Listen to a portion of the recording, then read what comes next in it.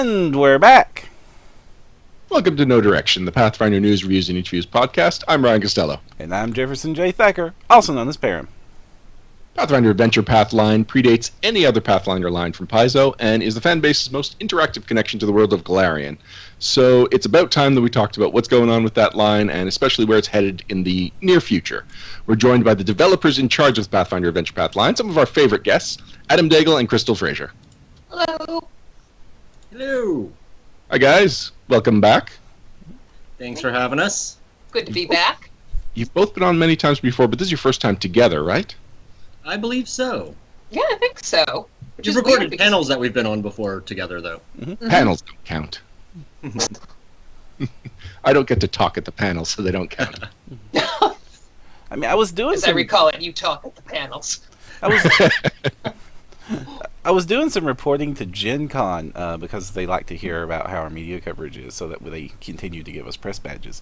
And our number of panel recordings almost outnumbers our number of episodes.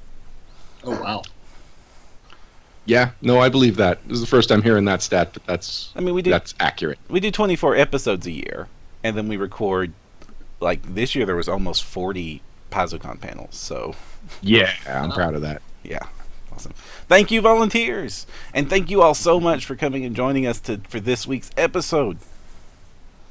So what's cool is that since the last time you were both on, you both took over the Adventure Path line. So Adam, previously you were working on it with James Jacobs, and Crystal, you had written Adventure Paths, like installments, modules, but now you've both got the keys to the castle. So how did that come about? How did you guys become the people in charge of the Adventure Path line?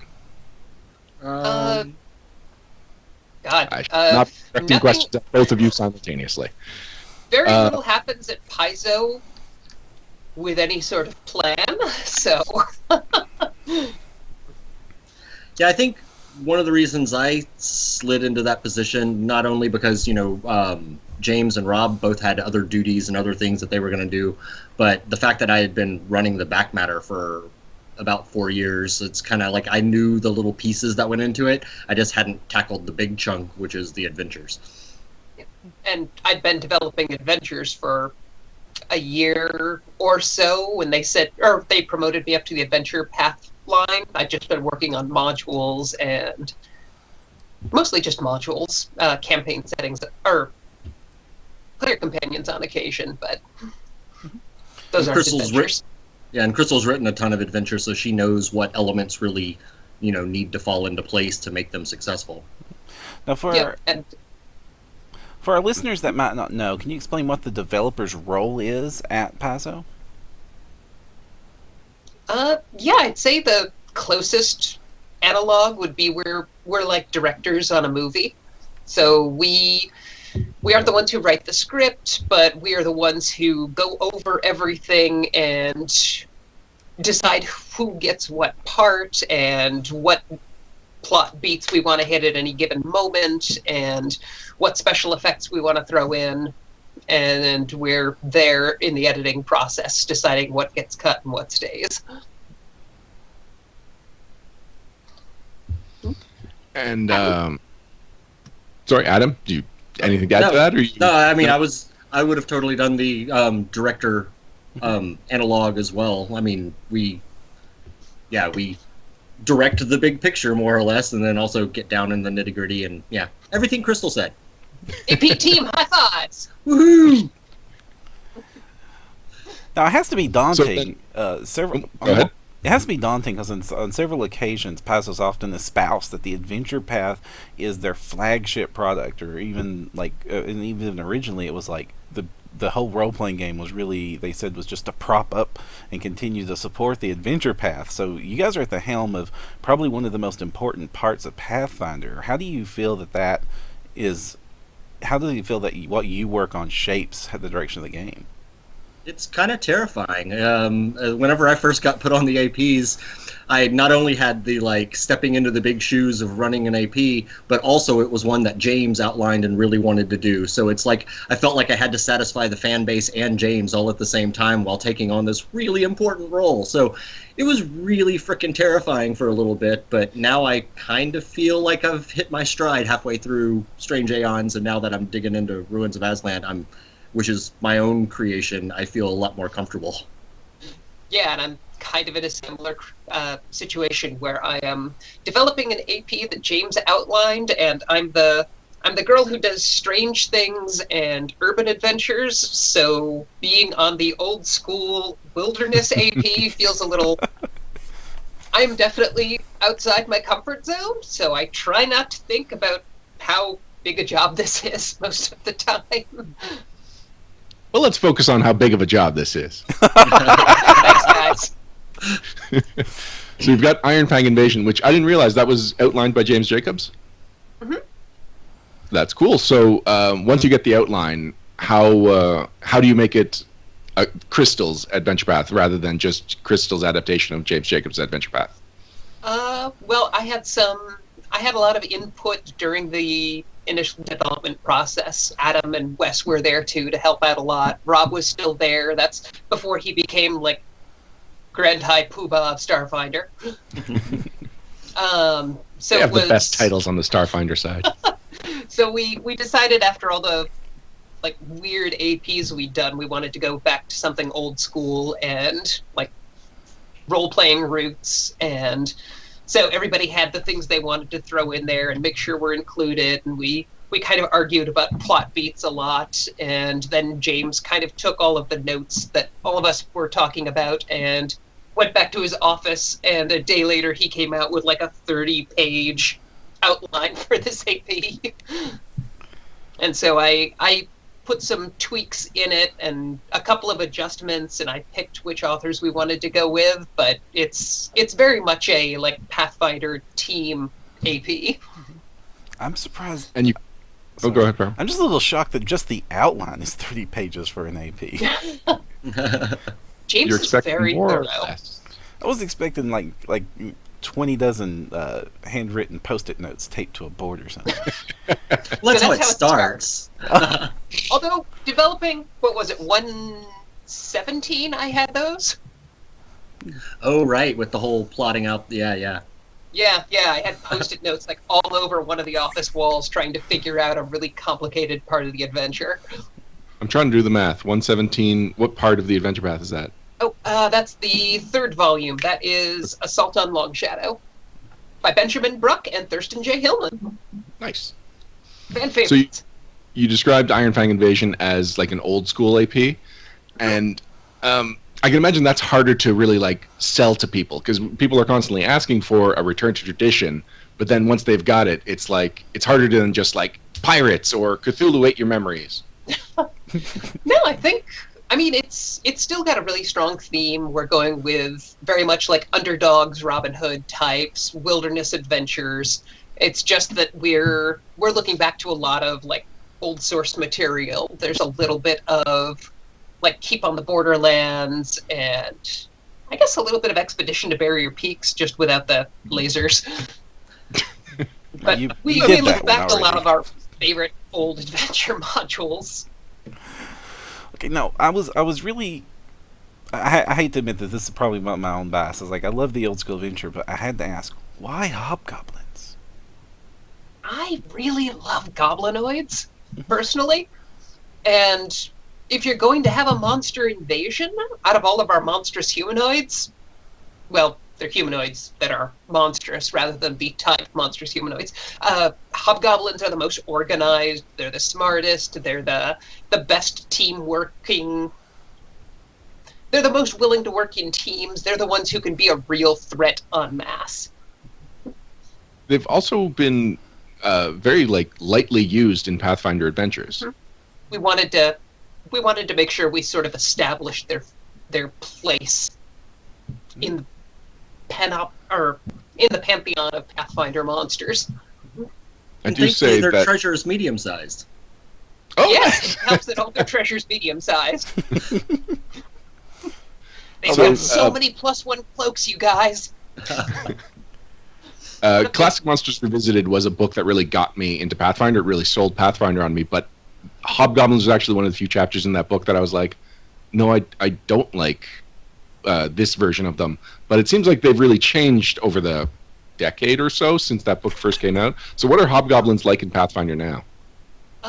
Right now they are very much like an old school sort of, almost like an abusive family. Like, they are mean and merciless and vicious because the world is mean and merciless and vicious. And if you don't raise your kids with that mindset, then they'll never get ahead. Hill Giant in chat wants to know, hair or no hair? Has a decision been made? We keep going back and forth. Seems to be the consensus that female hobgoblins sometimes have hair, and male hobgoblins do not. So I guess testosterone kills hair follicles in goblinoids. Well, it works that way for Scots-Irish descent, too, so... Could it be that there's just a real fascination with hair pieces in this culture? I like to think that. Ooh. Some of the art, it's a little hard to believe that they're hair pieces, but yeah, let's go with that. I think in Inner Sea Races, we specifically said that hobgoblins and goblins tend to like make wigs, just as like status symbols. In chat, D20 Film Guy takes it a step further and says that they are scalping people and wearing their scalps as wigs. Ooh. Yes. Can't confirm. All right, officially canon now. Congratulations, D20 Film Guy. And what about the setting, Nermathis? I am pronouncing that right? It's all made up, so I guess there's no official pronunciations. I've been calling it Nermathis. Other people in the office call it Nermathos. So that's what I was worried about. But all right, when if I there's first no got hired, I pronunciation- still pronounced it Varisha instead of Varicia. Oof. Are you a Valros or Valeros? Valoros. Okay, all right, we can stay friends. It has to be Valorous. It does? Because he's Yeah. valorous. Because it's Val Kilmer. But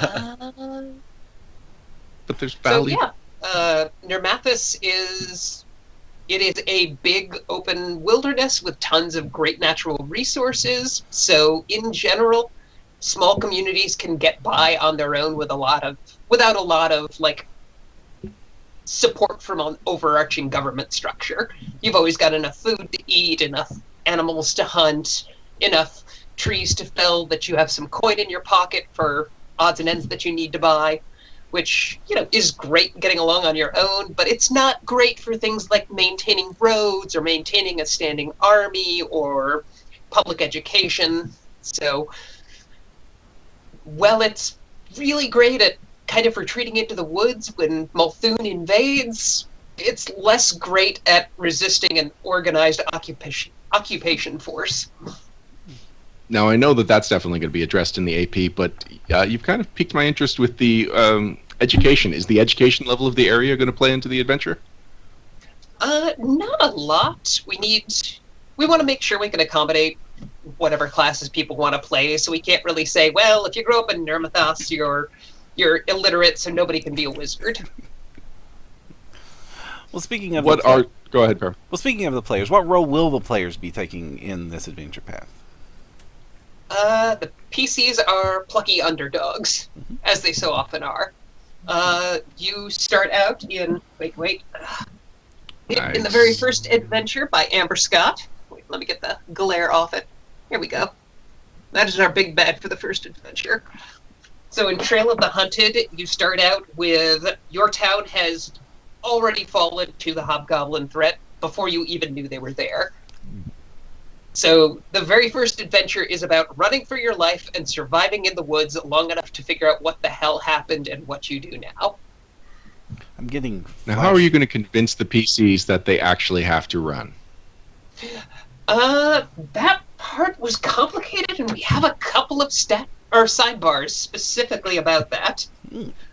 Part of it is just kind of showing the battle lost before they even get involved, and just making sure that the PCs know that they are vastly outnumbered. Part of the danger is you walk outside and there is a fortification in your midst that was not there when the party started a few hours ago.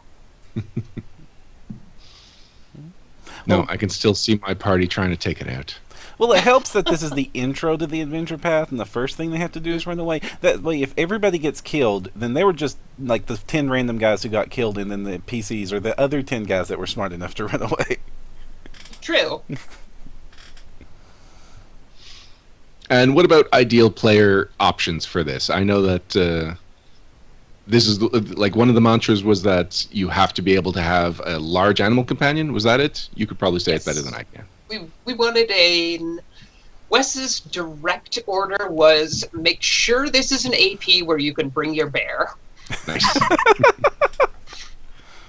So many of our APs, if you have an animal companion, you have to leave them outside the building, or they're not welcome in town, or they don't fit in the dungeon. So one of the things he wanted to make sure was that if we're doing a wilderness AP, then you're going to get druids, you're going to get rangers, and they're probably going to have horses.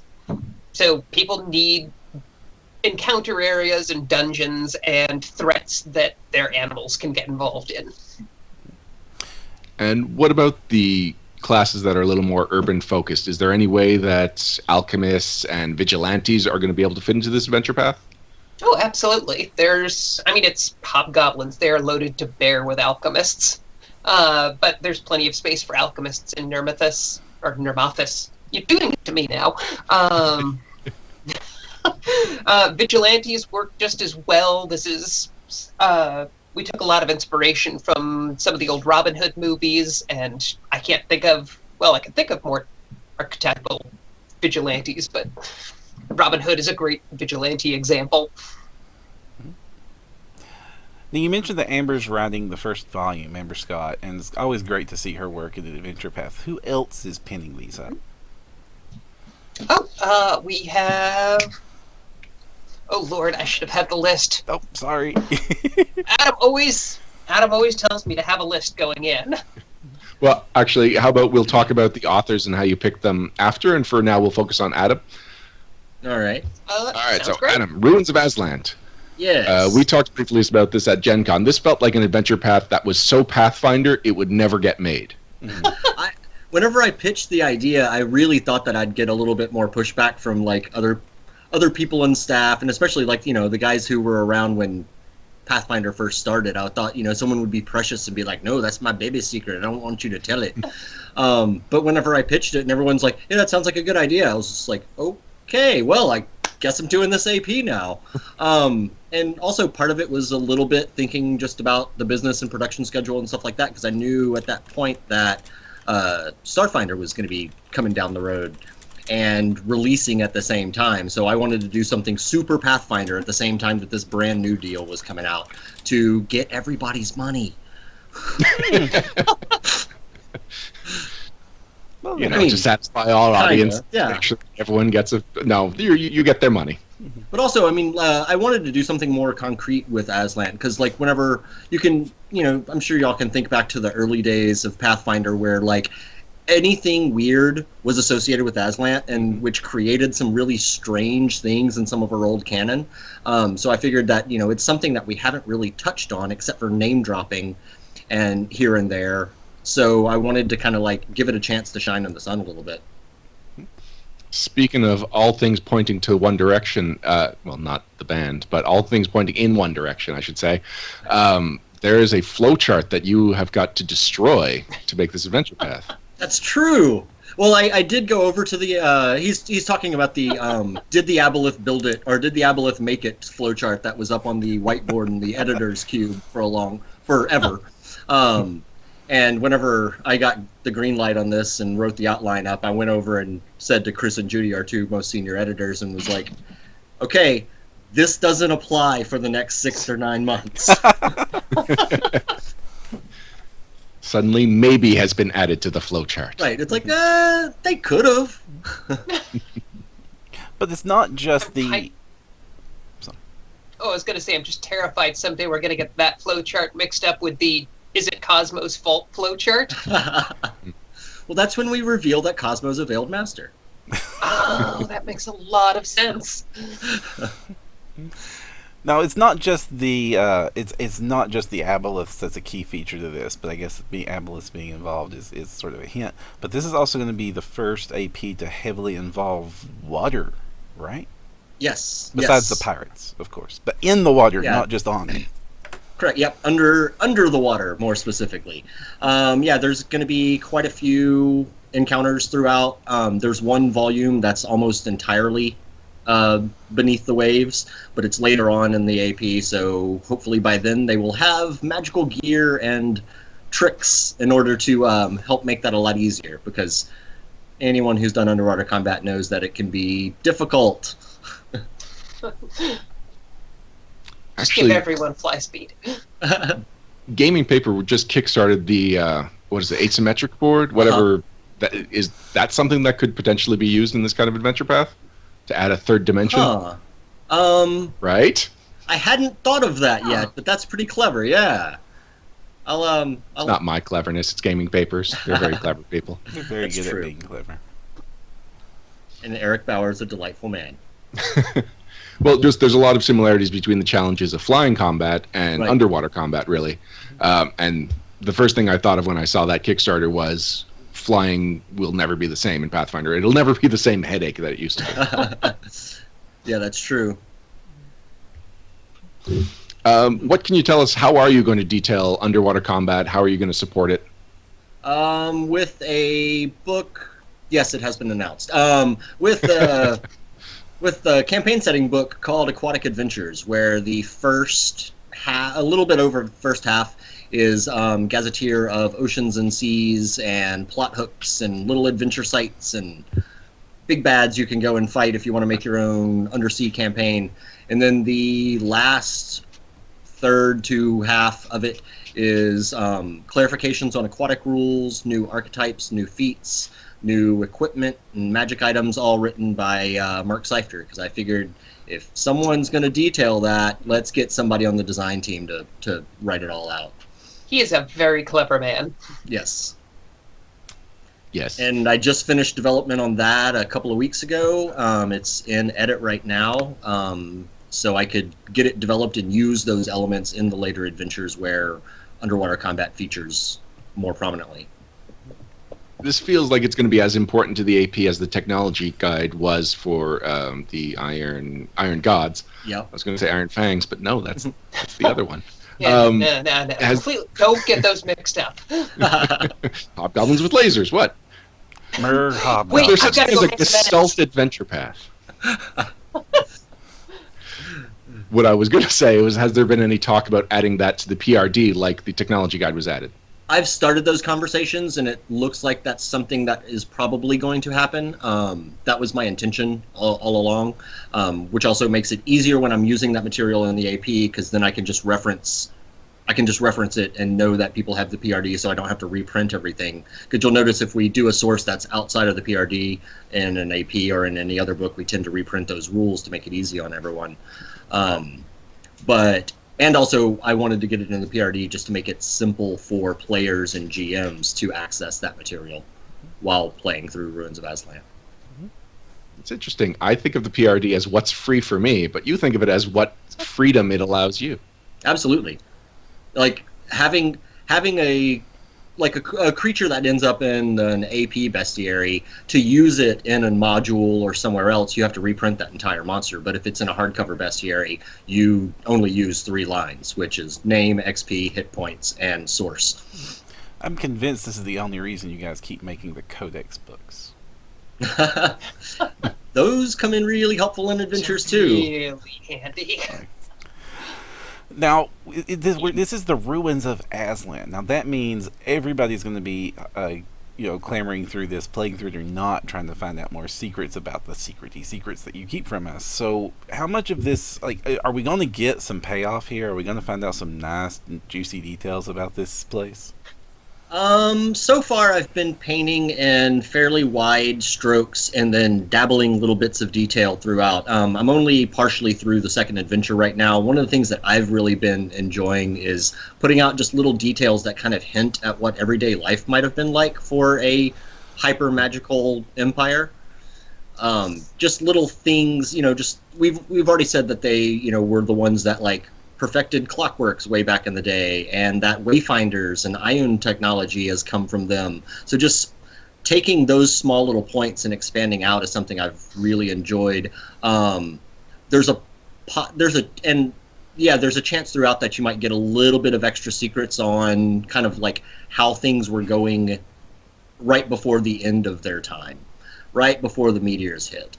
So yeah, it's more of kind of expanding on the culture than giving any super duper duper secrets. But some of those will probably come along. Maybe there also might be things that I don't think are super duper secrets that other people think are super duper secrets that I might answer. I'm not entirely sure. I remember Rich Baker described D&D's Eberron as not high magic, but wide magic, because everyone had low-level magic, but it was super widespread. Is that what we're looking at, or are we looking at more everyone is high magic, it's high, it's wide, its magic is everywhere? I would say it's a little bit of both. There is certainly, with Azlant, they were doing some of the most high-end crazy magic at the time, likely. They had contemporaries like the folks over in Ninshibur and elsewhere, but so they did have that high magic, but it's also very widespread. A lot of or at least in my interpretation and what I do plan on kind of expanding on some of that, is that, everyday Azlanti citizens benefited from some of this, where, like the people who have made the technology that have made our lives easier, we couldn't build that stuff, but we sure know how to use it, that type of concept.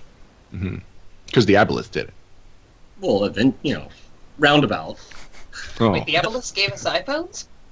Well, maybe. I don't know. I can't tell the secrets. I'd believe. Wait, so there are going to be iPhones in this AP? No. Oh. Okay, I guess. That's trademarked. There is a clockwork device that can replay memory crystals, if that kind of counts. Same thing. What? Same exact thing. Can I play Candy Crush on it? No. One thing it is really interesting is to know is that Ironfang is like on the cusp of hitting us, but this one is far. Even though you're both working on these, you're working on these at such different timelines in publication. So, do you guys work together a lot? Do you guys share resources? Oh, yes, absolutely. Yeah. Adam has brilliant insights and has helped me fix a lot of issues with plotting and stat blocks and things like that in Ironfang Invasion. Yeah, and Crystal and I sit on different corners of the same cube, so, and we've got Amanda and Mark in there as well, and so anytime, developers work together all the time on all sorts of stuff, even if it's just swinging around and going, is this a dumb idea? And the answer is no! So what is the dumb idea to brilliant ratio usually? It depends on how punchy we're feeling. Yeah, usually about, I'd say 4 to 1. Sometimes it's a dumb idea and brilliant. That's true. Like the Babel Boon. Oh, yeah. Cadaver Pillar. The Cadaver Pillar. The Dezebra. Go on. The Dezebra. Amazing. I want them all. These are our weird portmanteau monsters that we write up on our whiteboard. Yeah, we usually get pretty punchy in meetings, but when we're in the cube itself, we're a little more... we tend to be a little more earnest. Sometimes you need to go through the bad ideas to get to the good ones. Exactly. Oh, and Is the there any orangutan. Oh, yeah, the orangutan. Can we get a bad ideas revisited in the future? God, I hope so. You know, even just a product right up on April Fool's, I'll be happy. So earlier we were talking about the people, the freelancers, the people you bring in to really flesh out the concepts that you guys flesh out up to that point. So Crystal, you have the list. Oh yes. So 115, Trail of the Hunted. was by Amber Scott, and we'll be seeing that end of February, early March. Ron Lundeen worked on the next volume, Fangs of War. God, there's so many different titles between... There are many titles and authors floating around my head at the moment. Fangs of War, which is awesome. It's traipsing around in the forest and hunting hobgoblins and sieging fortresses and hunting fae and just like big old wilderness boot stomping adventures. What'd the Fae do? It's What's the Pathfinder. getting drunk They're in your jerks. fort that you want? Sorry. After that is Assault on Long Shadow, which is a little bit of Seven Samurai and a little bit of like God of War. And in that Cool. you get your first chance to like really kick back against the Legion and try and stop their forward march. And that is by Ben Bruck and Thurston Hillman. After that is Siege of Stone, where you get to learn a lot about the dwarves of Kragadan, and that is by Thurston Hillman again. After that is Prisoners of the Blight, and that is the first Adventure Path volume by Amanda Hammond-Coots, who sits right between Adam and I. And in that, you delve into the Fangwood Forest and get to learn all about the Dark Blight. What I like about this list is that it's a lot of names I recognize, but not a lot of them are known for the Adventure Path line. So it's nice to see that Paizo is branching out, that freelancers are kind of getting promoted within the responsibilities they're given. It's exciting. We try to make sure we give at least one freelancer a shot at the Adventure Paths, or one new freelancer a shot at the Adventure Paths with every new AP, but sometimes we don't always have the time or the resources. So, and very last, the climax of the adventure is Larry Wilhelm, and that is Vault of the Onyx Citadel, where you finally find out where the Ironfang Legion headquarters has been hidden away, and you get to invade it, and there is all kinds of ancient legacy stuff left around that they have been fucking around with that they really should not have been fucking around with. Language Crystal. We're an all ages podcast. That can get us kicked off of things. Sorry. I will have been actually doing some was- It has editing. to be edited. That's one of the things that's on the forefront of my mind every time I'm on with you guys. It's like, pretend you're hanging out with your grandma. My grandma Thanks. swears more than I do. We have a shortage of cookies for hanging out with grandmas here. Just remember you're speaking to a Canadian. Oh. Oh, Now, I'm sorry, Aram. You've made me blush. now the Ironfang invasion, and a lot of these things have, you've mentioned invasion and battle and war. Is this going to engage in any of like the troop or mass combat rules? I mean, are we going to see any of that, or is this going to be more down to the dirt fighting? We are using the troop rules just so that you can, wade into a big army of hobgoblins and carve your way through.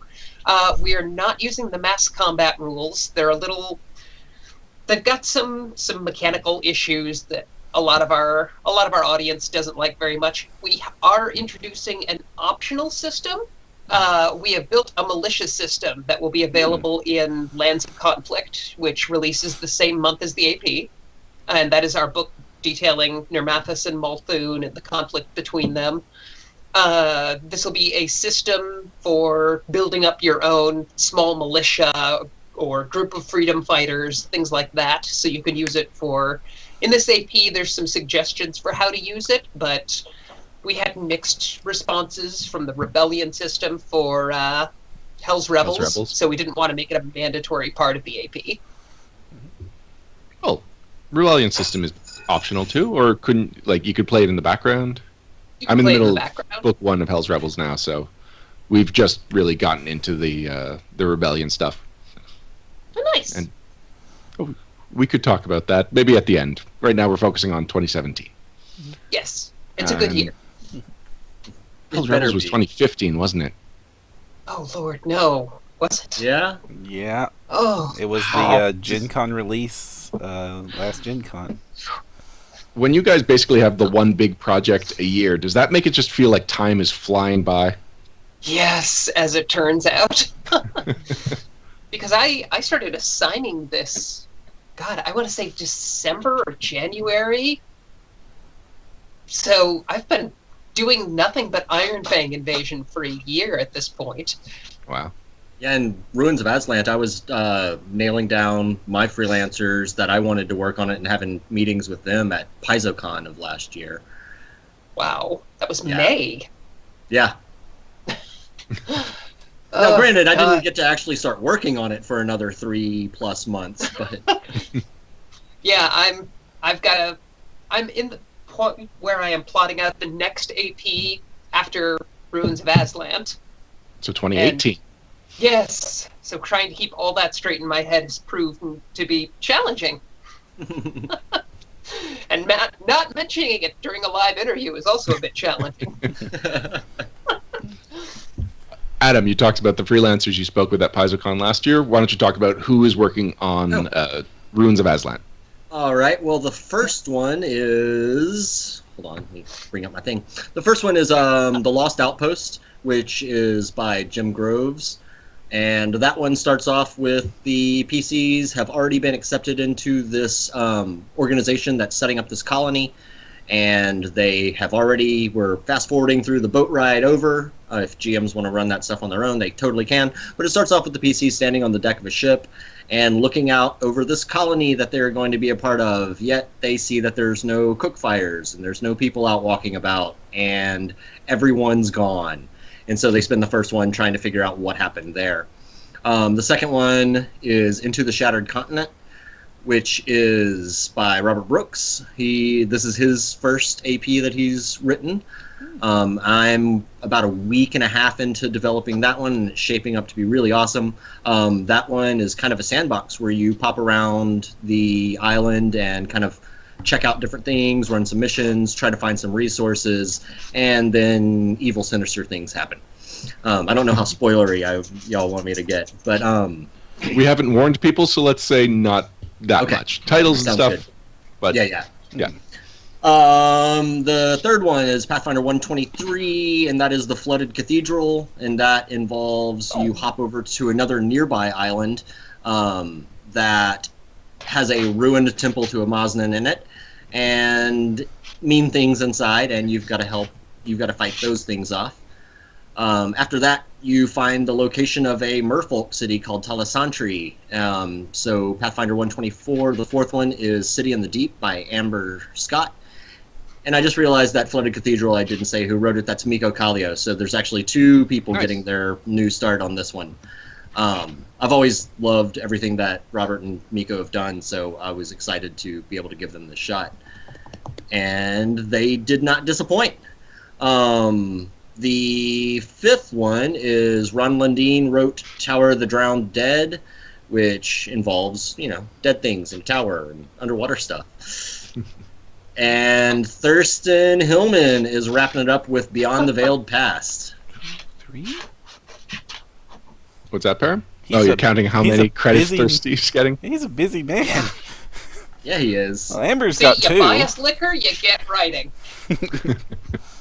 And Ron's been getting consistent work. I think he's worked on like every AP for the last 4 at this point.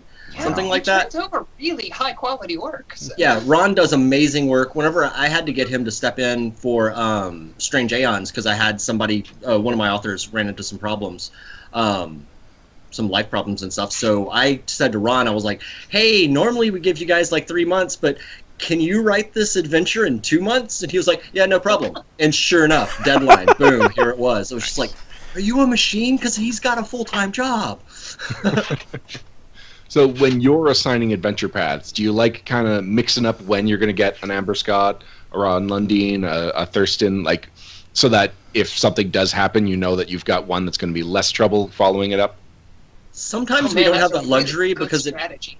Yeah, I mean, we in an ideal world we would totally do things like that, just because. Yeah, you never know, but also we also have to pick our freelancers by not only who we want, but if they have time to work for us. Like sometimes people are just busy and you can't necessarily get the order of when you need it. Like if someone maybe wasn't able to hit that very early deadline, maybe give them one of the last 3 adventures instead of one of the first 3. Mm-hmm. Is there any other kind of thought, any kind of like when you're laying out your plans, do you start with the new people? Do you start with the people that you hope to have? What's your thinking that goes into assigning an AP? My ideal. I'm sorry. Yeah, let's start with Chris. I was just blabbering. Go, Chris. Sorry. Was just saying ideally you start out newer authors on a lower level adventure just because they're a little easier, there's a lot more wiggle room, there's a little more time to develop things if they, if they have problem areas. A good chunk of it is just figuring out who's available when. We have a couple of authors who are school teachers, for example, and in the summer they've got all the time in the world, but, towards midterms or finals, there's no chance we can get them to work on anything for us. And Daigle? In addition to that, something else that factors into deciding who gets what is just to know your author's strengths. Like if someone writes investigative narratives better than just straight up, combat, then you're going to try to tailor that to them. Or if someone's like super interested in a certain aspect. Like for City in the Deep, it's all takes place in an underwater merfolk city. And I know Amber writes really good characters and associations and links between characters and, narratives that involve that kind of, mystery type element. And she also really loves mermaids. So it's just like, this sounds like a perfect combination. Who doesn't love mermaids? I know, right? Also, please excuse the dog. She's been wandering around my feet. We are whining for attention. So we're getting huge ratings from this dog. So please don't excuse her. No. So, Adam, you used to work in the back matter. That was your primary goal with the AP. So, what do we have to look forward to in the back matter of these APs? The back matter for Ruins is a little bit more up in the air. Mark and I have put our heads together and we've come up with a few good ideas, but we're not totally locking ourselves into too much right now. I can say exactly what the first, some of the articles in the first few is going to be. In the first one, I've got a big 10-page article that Jim wrote, who also wrote the adventure, that kind of talks about the other colonists and the colony that has been set up and things like that to kind of like provide more setting for the GM. And then we've got an ecology of the Algolthu, which is the big family name of Aboleths, Veiled Masters, Omnipaths, of that whole thing. Because I didn't want to hide what some of the major antagonists are going to be. I wanted to put that nice right there in the beginning so GMs can start using that material. And then in the second one, there's going to be a gazetteer that kind of goes over the region, because while this takes place in Azlant, it's not going to cover the entire leftovers of the continent. So it has kind of like a 30-mile by 40-mile set of islands that is where this all takes place. Are they on a hex map? Not yet. I haven't put a grid over it yet, but it could be. But they were too small to actually run our normal hexploration rules, because a hex is 12 miles, and to try to it was too restrictive to try to use that for actual hexploration. So yeah, I've got that gazetteer, which I'm going to end up writing, because I started doing the outline for it and some like sample locations and ideas, and it was already half as long as what the article was going to be, so I figured I might as well finish writing it. And then as far as Ryan was asking about secrets, Azlanti secrets and stuff earlier, in the third one there's going to be a big fat Gods of Ancient Azlant article. That's going to be set up in a similar format to the Osirian Pantheon and the Great Old Ones article that we did in the first Strange Aeons. So it's not going to contain a ton of information. Like each god's going to get a column, but it will be a full 20 Pantheon. And I wanted to play a divine caster who worshipped one of these gods. Is that an option, or are they just long dead? There are a number of them that are long dead. There's another chunk of them of gods that we know in the current setting that were worshipped differently 10,000 years ago. Like Desna's, for example, is among that, where she had a much a bigger role in just stars than the travel and the other aspects. And then there'll be some new creations that I haven't 100% figured out yet, because I'm also stealing that article and writing it myself. See, I was smart. I didn't do any of my own back matter. Well, I figured I was ahead enough. Can we get an archetype for clerics that worship dead gods? Yeah, it's called an ex-cleric. Oh. I thought it was a fun idea. Oh, the truth hurts. All right. Yes, but you have to get all of your spells from wands. Crystal, you're further along with your back matter. What can we look forward to besides dire It's corgis? not going to bark at this point. All right. Yes, hi. She's very excited that we're home. Oh, gosh, what have we got? So in the back of the very first volume, we've got a big gazetteer on the Ironfang Legion that kind of details who they are and where they came from and why they have popped up without people really realizing they were a threat. And we also have a big gazetteer of the Nesmian Plains, which is a big region across western Nermathis that hasn't really been explored at all. So we decided to make Nermathis a little more interesting outside the forest. We've also got, oh gosh, more god articles where we finally get to explore one of the goblin hero gods. Cool. So we've got a god I write-up guess for that would apply. Hadragash. That would apply to hobgoblins too, I guess. Hobgoblins specifically worship Hadragash because he is all about goblinoid supremacy. Oh gosh, what else are we working on? Adam, what's the back matter? That was yours. Was the first one I wasn't in charge of. I don't know. We've got a big double-sized gazetteer on the Chernasardo Rangers coming up, and Cool. that is by one of our newer freelancers, Michelle Jones, who I'm really liking what I've seen from her so far. So hopefully we can get her to do more soon. We've got Hadragash. We've got a big gazetteer on the city of Long Shadow. We've got a big gazetteer on the dwarven sky citadel of Kragadan. So we finally get to explore a sky citadel a little. I am happy for that. Yeah, Param, anytime they've brought up dwarves, you've done a little dance. They're so neglected. Pathfinder. It's like one of the things that Pathfinder is so neglected is the dwarves.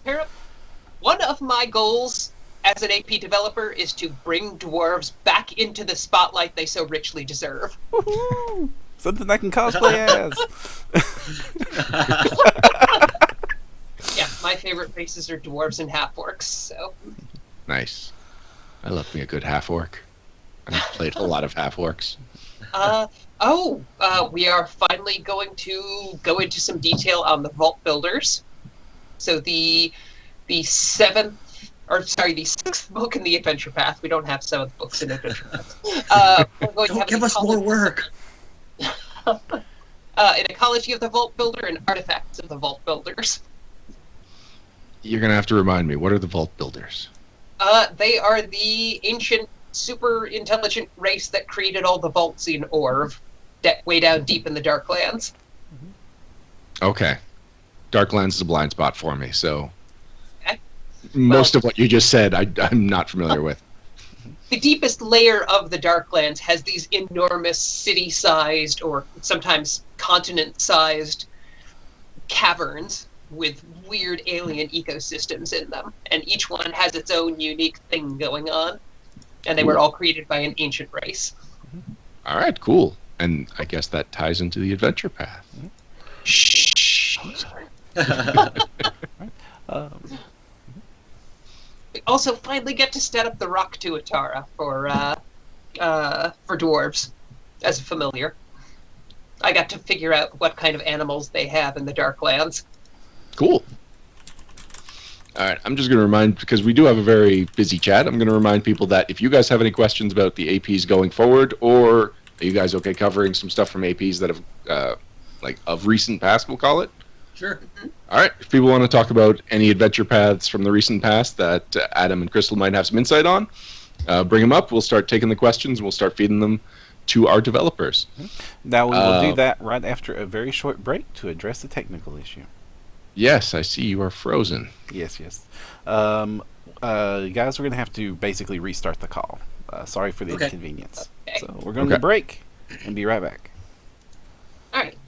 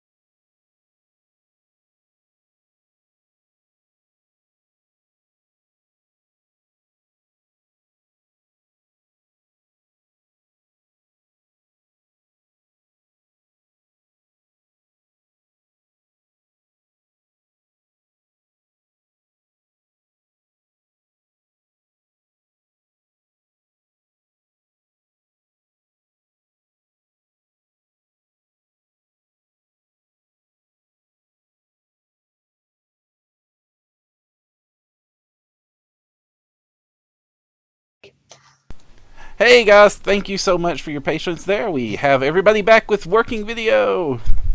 Hello. Adam, we're animated. Make the best of it. Good work. We already have a question from chat. It's from Justin Franklin. He wants to know, will there ever be a Taldor AP? Look at that. Justin Franklin, fishing for secrets. Just digging, Fishing, digging. so will it be an underwater Taldor AP? Man, Well, nice I mean, ears. after Taldor floods. I mean, what if Aboleth were to do it again? Taldor is definitely on the short list of things everybody wants to do, but nobody's 100% sure how to handle. So it's one that we know we want to do. It's just one that we argue over who gets to do it and what story we're going to tell. One day! Is there like a list of these are the things that definitely have to be APs, but they definitely can't be like in a row? Yes. So like now that we've had the Azlant AP, it's going to be a little while before we get something that's really a cornerstone. Yeah. Yeah, we try not to repeat ourselves too often, unless it's like a special thing, like, doing 2 Cheliax APs in a row. And then I'm sure each of us that run APs have at least a short list of 3 that they would love to do at any point. Yeah, and I mean, for the longest time, our rule was we do 1 traditional AP and then 1 experimental AP. We'll do, oh gosh, I don't have my big, array of them out, but we'll do Mummy's Mask, which is a little weirder, and then we'll follow it up with, what did we follow it up with?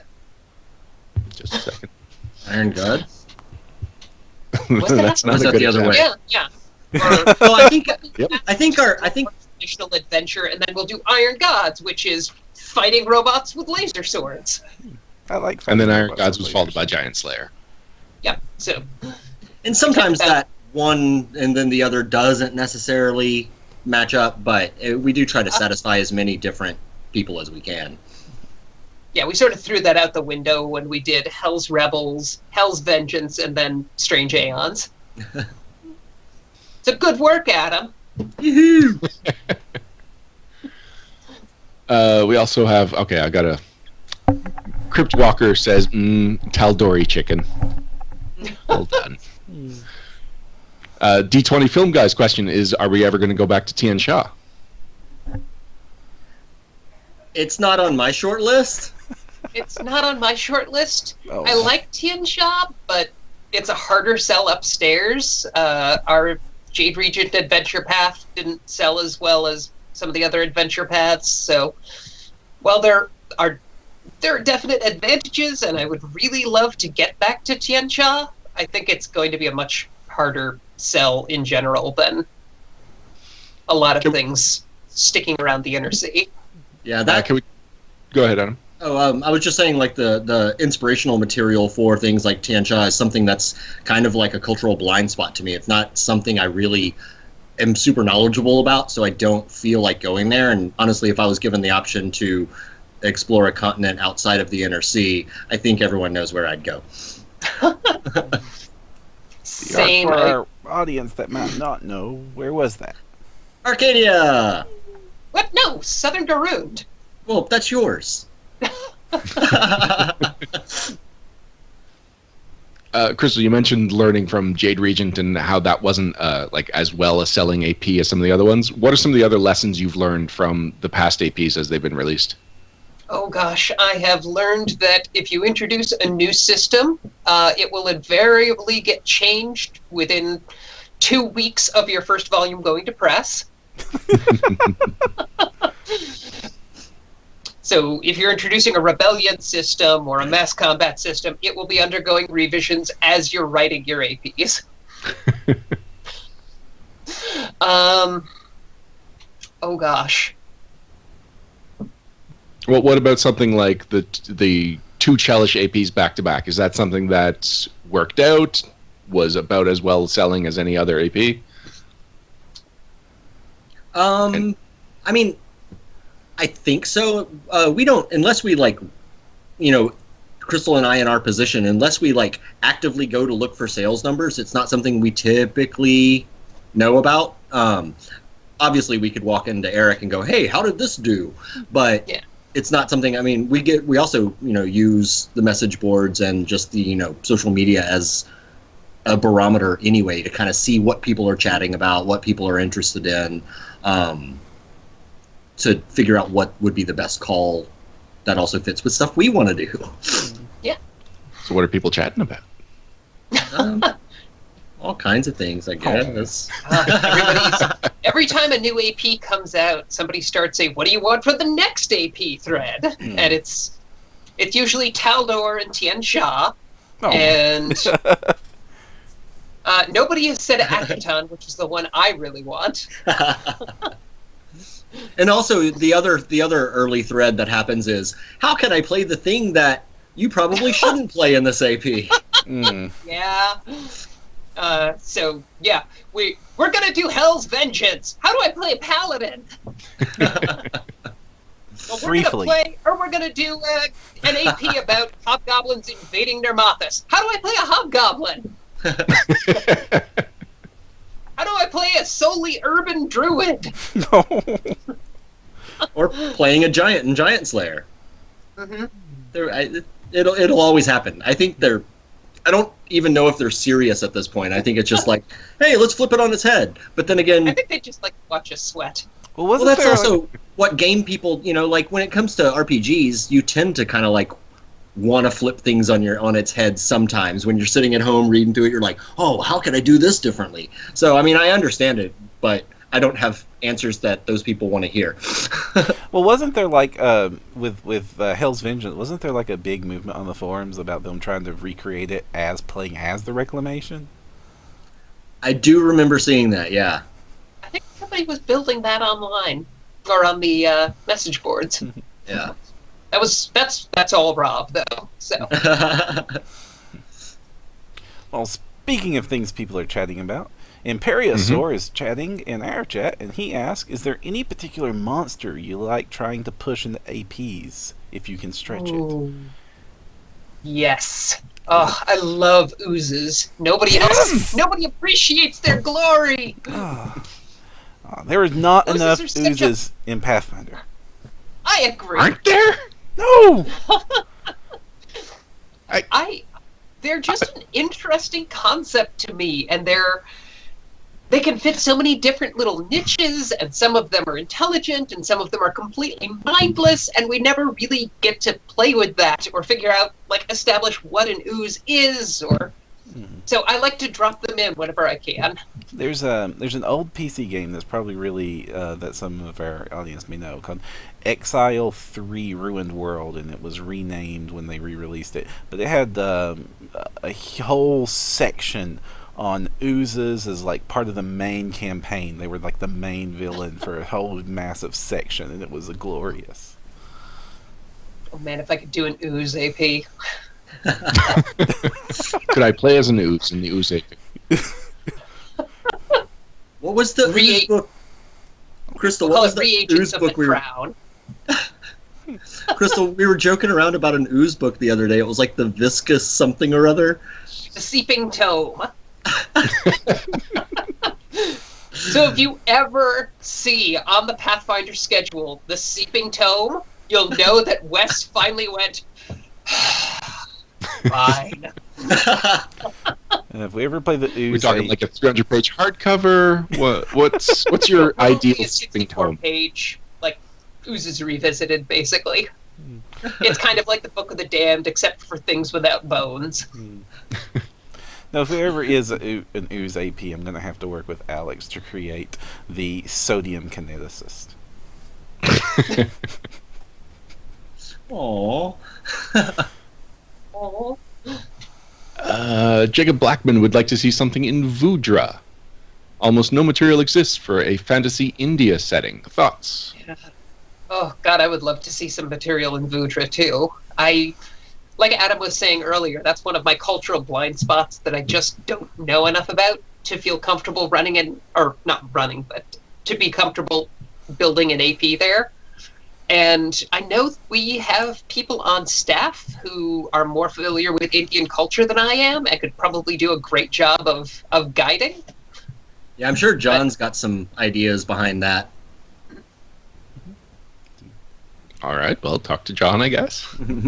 All right, a lot of the questions in chat are APs set in different locations. I feel like this could just be going down a list at this point. The 70. Yeah. Jacob Blackman says there's 72 different oozes in Pathfinder Bestiaries. Isn't that enough? It's an ooze. How many outsiders are there? Yes, but How it's an many ooze. undead are there? Someone's asking a technical question. We'll get to that later. I had a question. What was my question? What's your favorite food? What is your favorite food? Adam? I'm terrible at picking favorites. I'm really even the whole what's your favorite band or favorite movie or favorite I can't even answer a favorite color. It's like purple and black and green, I think. I also want the record to show that when I asked her favorite food, she said Adam. Oh no. I got my eye on you, Crystal. Oh, come on. It's not as if I sprinkle salt on you when your back is turned anymore. That's what that is. You thought it was dandruff. Well, switch shampoos now. I've got this really nice soy sauce-based shampoo you'd like. It's made with ginger. And for those of you listening, yes, this is what it's like working with Crystal and I, both within proximity of each other. This banter or those things actually happen? Yes. Huh. All right, Param, I need promise you to I haven't successfully eaten Adam yet. It's true, I'm all still here. He's also fast. Param, I need you to take over because it's bugging me that I can't remember what that question was. It's a really good question, I think, maybe. Okay, well, One of the things we always neglect on these shows is we don't talk about the artists involved in the books, and they're just as important in the production. So, what artists do we have working on the APs this time around? Our cover artist for this small, or the Ironfang invasion is Remco Troost. He's also doing a lot of work on Starfinder. In fact, I'm having to compete for his time with the Starfinder team. So I don't know how much of this you can make out on the webcam, but he's got a very distinct style. He's done some really great designs for us.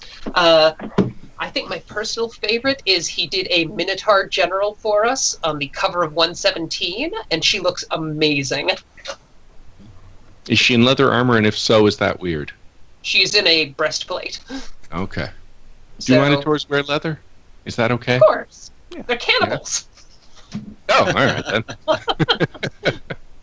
All right, I remember my question. It was about mining the stuff that comes out in the Adventure Path, or sorry, not the Adventure Path line, in the other lines, and drawing inspiration from the new toys, the new mechanics, things that are introduced that like inspire parts of the Adventure Path, or possibly even whole Adventure Paths. Adam. Oh, wait, I'm sorry. You're going to have to ask that again. I thought you were going to ask me the art question, and I was like, Oh, sorry. And I was like, oh, who is the name of the artist that's doing the covers? But I'm sorry. No, question. the art question, and then we can worry about my Yes, the art question. question. The artists don't need to be second guessed just because. So, I just had to fangirl over Remco a little bit. So yeah, the artist I've only seen sketches for the first 2 or 3 covers of Ruins of Azlant, and the artist is it's Indonesian, so I don't know how to pronounce it, but it's Lie is one name, and then Setiawan. So Setiawan. Anyway, did some of the half pagers in Curse of the Crimson Throne, the one with all the Grey Maidens rushing after the Iconics, and did the cover of Seers of the module, the Free RPG Day module. Oh, Seers of the Drowned City? Right.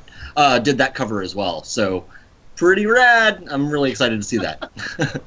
I keep getting confused about that one because it's a sequel to an adventure I developed, but James worked on that one, so I keep forgetting which one was which. You like claim ownership on it, and then you're like, I really shouldn't. No, yeah, like I feel like it's mine, but I know it's not. It's like when your cousin has a kid and it's better looking than your kid, and you want to trade. Well, that's not fair because the original or the prequel to that is actually also a really good adventure. It's more like I want both the children. I don't steal children. Stop giving me that look. I was just trying to follow your metaphor to its logical conclusion. Metaphors tend to get away from me. Are there really any interesting art orders that you've sent out, or amusing ones when you were writing them? I've only done an art order for my first one, so Crystal's probably better to answer this one. Yeah, I've done a lot of really interesting art orders. What about the cute Chrismal? Yeah, I actually got to order art for a cute Chrismal, which is a scorpion made out of rock. Oh, And- cute. Yeah. To Sarah's credit, she found an artist who succeeded. Woot. Exclusive art preview. Aw. Yep. Right? Handling that so daintily, it's cute. All right. So yeah, who was that artist? I don't know offhand. It is one of a short list, and I wish I knew who because it is very nice. I'm sure it's a very legible signature. I like artists. I think this is one of those artists that's really good at hiding their signature in the art, so I'm not sure offhand. I'm so sorry. I can find out tomorrow and tell you so that you can credit them in the show notes. Now, For the artists, if they've produced something that gets a shout out, then yes, I think that they deserve to get their name out there with it. But yeah, I mean, like the best thing about this gig is you get to order art of the weirdest things you want. So we've got, what have we got coming up?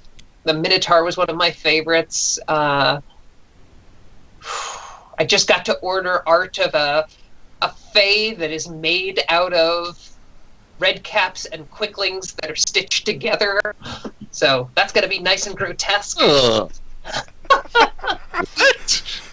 Yes! Ugh. And it's a fae. It's not undead or a construct. Nope, it's a fae. Weird. What is wrong with the fae? This is giving more credence to Imperiosaur's last comment. Crystal steals kids, unsilly confirmed. Oh God, this is gonna end up on another conspiracy theory thread about me, isn't it? Oh, of course. We love to contribute to those. Let's get to Ryan's question now. Yes. Are there any items that came from some of the other lines that have really inspired things from the Adventure Path line? Like in general, or for the Adventure Path that I'm working on? Let's start specific. Let's start with Runes of Azlant. The only thing really that's coming from other lines that's playing into it is the aquatic adventures that I had talked about earlier. Other than that, it's just the tons and tons and tons of mentions of Azlant and Azlanti and Aboleth and things like that. Whenever I was putting this all together, I did a search of all of our PDFs for the word Azlant, for the word Azlanti, and for the word Aboleth. When it was Azlant or Azlanti, I went ahead and just like copied and pasted it into a document, like the relevant sentences, not the 400 times that when Azlant sunk beneath the waves that shows up. Like that phrase is pretty ubiquitous in the early days. But all of that I put together into like a 9,000 word document that was kind of like my Azlant Bible. Some of which had useful things, some of which had really ridiculous stuff like the Azlanti domesticated one type of bunyip. And I'm like, what? How did that happen? I know, I have no idea. And those are some of the things that we've said before that we can just stop saying and it'll go away. What do you do with bunyip milk? I don't know. I mean, there was a popular yogurt that was eaten in the South at that point, but Bunyip yogurt. Bun yogurt. Yeah. Totally making that up, by the way. No, everything you say on this show is now canon. Mark's gonna hate us. Bunyip cheese. Tastes of the sea. That's right. It's real briny. Crystal, what about you? You've probably got like a little more flexibility because of the plot, the flexibility of the Ironfang invasion. So, is there anything that you've particularly felt inspiring? Actually, one of the things, it was almost the opposite with Ironfang invasion. We barely talk about Nirmathos outside of like what's going on with the war and what's going on with the Chernasardo Rangers. Like the rest of the country, there's almost nothing. We talk about Tamrin in 2 Pathfinder Society scenarios, and beyond that, and 2 of our adventures or 2 of our modules from very early in Pathfinder's lifespan are set in Nirmathas. But aside from that, we have almost nothing. When we decided to set it in Nirmathos, I mean, it's in the middle of everything. It's where the orcs had their empire during the Age of Darkness, and then the dwarves popped up there, and then the Whispering Tyrant was all over the place, and then the Kellids owned it, and then the one of Taldor's armies of exploration got there, and we don't really talk about any of that until, like, Malthun and Nirmathas go to war. And is Nirmathas an analog for anything on Earth? A little bit. It's a little bit of primeval forest like you used to have all over Ireland and England, but it's not a direct analog politically. It's more of a like verdant wilderness. I've thrown in a lot of elements from like the northwestern United States, like the Nesbian plains are sort of like the plains of Wyoming, and the Fangwood Forest. I've drawn a lot of inspiration from the sequoia forests out on the Olympic Peninsula and in Northwest California. And what about the opposite? Do you ever feel any pressure to include something like mythic content, occult content, vigilantes? I like the occult content personally, so I try to slip it in where I can. It's not always appropriate, and it's one of the more. A lot of our occult classes are a little more complicated mechanically, so we tend to use them sparingly, just because it requires the GM knowing more additional rule sets. I don't think we really work in the mythic content very often. It's just not one I'm super familiar with, so it's not one that ever comes to mind. I do know that it was a lot of fun building a lot of Nermathus's past prior to breaking away from Multhune. So we ended up working with Amber Scott to detail a lot of that in the Lands of Conflict book that's coming out next year. Now, you're talking about how you had almost nothing to work with, just a few scant things throughout the history of the game. And Adam, you have the 9,000 word Mega Bible. Which of those two extremes do you guys prefer when you're cracking out a big project like this? I think I'd kind of prefer the big Mega Bible. I'd also like to clarify that I may have 9,000 words, but not all of it is stuff that's necessarily useful, and a lot of it is just repeated. Because, except there's the weird stuff where in the early days of Pathfinder where everything fancy was Azlanty, and then we kind of moved away from that, and everything past that point is repeating the exact same things that we've already said. So of those 9,000 words, I would say a fraction of those, like maybe a quarter of them, are actually relevant to building from. Yeah, whereas with Nermathus, I had maybe 2,000 words of relevant history.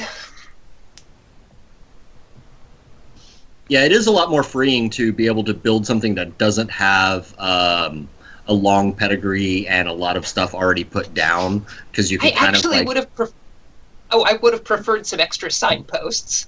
Yeah, I can see that. We've had to write in a lot of history, and I'm kind of one of my secret fears that is not so secret now that I'm saying it in front of God knows how many millions of people. Is that people are going to look at some of the background material in Ironfang Invasion and be like, "You just made all that up." I'm like, well, first of all, it's fiction; it's all made up. But that's what we do. I appreciate you assuming that millions of people are going to see this. By the way, thank you. So it kind of sounds like you each would have rather develop under the other's circumstances in this case. Is that something that maybe for next year you can talk about before you decide who's doing which AP? Well, I was saying what I was saying because it feels like I'm creating a lot of stuff for Azlant. Like, it doesn't feel that what I've had provided already is necessarily like a wealth of information. So it does feel like me and my authors are creating all of this. So I'm looking, I think we've covered pretty much everything in chat. So, Param, do you have any questions to wind us down? No, I'm good. Any interesting character options are going to show up in some of the support material? We did a lot of the support material in Heroes of the Wild, player companion that came out last year, and I helped develop. So, yes, but I can't announce. It hasn't been announced. Okay, something to look forward to. Yes. I think the aquatic themed archetypes that Mark built for the Aquatic Adventures book will be very useful in parts of Ruins of Azlant, for sure. And there's some, they're simple archetypes, but they've got good flavor and they're useful. Yes. Like, being able to breathe and having swim speeds and not having your damage. Not having, bludgeoning and slashing weapons do half damage. That kind of helpful. Oh, and does fire work? Sounds okay. In a way, it converts to steam. I accept. Steam ball. And Adam, I don't know if you've got your player guide down yet, but Crystal, I assume by now your player guide's at least outlined? Oh, yes.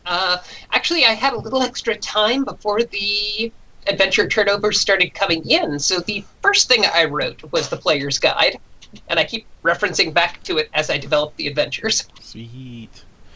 Anything fun in Yeah, there it's to been look pretty forward handy. Well, you're rewarded for playing a dwarf. Like There's there's Param's a dwarf specific dance. trait in there for being a dwarf. to? Nice. Like you were a dwarf from Kragadan, and that's awesome. I hope that's the name. You get All to right, make a well- dwarf best friend later in the adventure. So thank you both for joining us. Is there anything you want to bring people's attention to before we say our goodbyes? Crystal. Oh, all of the really cool stuff I would love to plug isn't getting announced until at least next week. So have me back on Timing. the show in 2 weeks. And Adam? I can't think of anything that I need to or want to plug. Just everyone keep being awesome to each other. Sweet. Aw. So if any of our Alright. listeners wanted to follow your work or what you guys are doing, where should they look? I don't have an author page or anything. I'm terrible. I guess Twitter at Daigle. How did you get I've that? Shocking. Yeah. Sounds made up. You say where or how did I get that? Yeah, how did you get at Daigle? 2007, when you sign up for a service that no one's heard of before, you can get whatever username you want. Nice. And I've got an author page on Facebook. I'm on Twitter, and I've got an artist Tumblr over on Tumblr, Amazon Chick .tumblr.com. Awesome. Excellent. All right, thanks a lot, guys. I think we've got 2 adventure paths that I am really looking forward to seeing how these things come out and possibly playing in the future. But we are very early in Hell's Rebels, so I don't want to commit just now. You guys understand. I'll just be friends with your APs. I understand. That's fair. All right, thanks again. And Param, we'll be back with something. Do you want to do some banter? Let's banter. All right, we'll be back with banter right after this. Thanks for having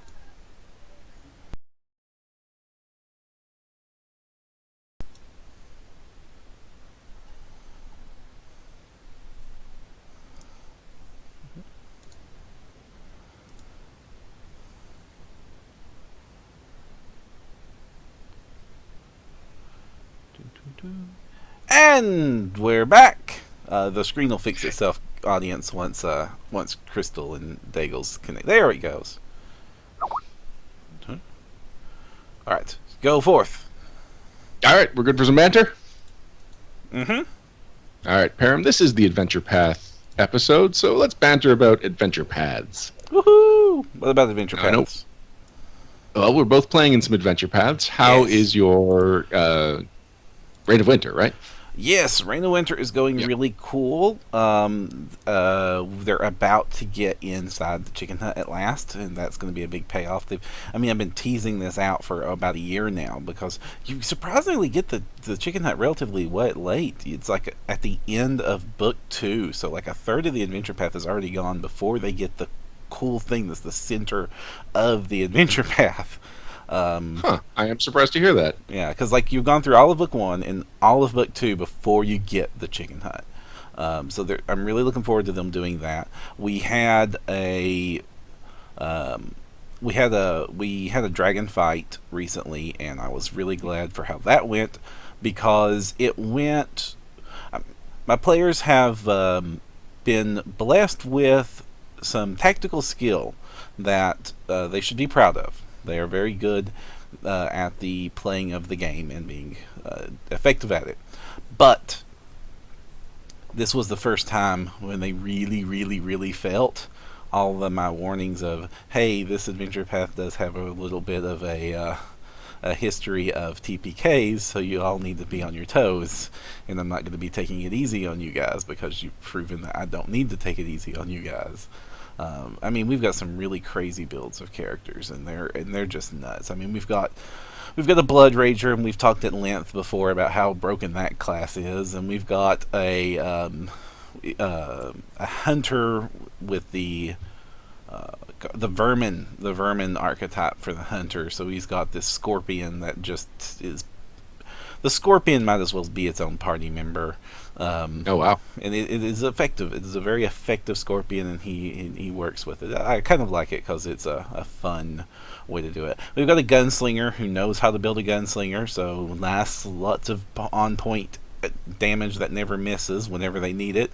We've got a witch that knows how to play a witch, and she's having to intentionally hold back because I have trained this one personally on how to play a magic caster, and and they're being very good at not breaking my game. Thank you very much.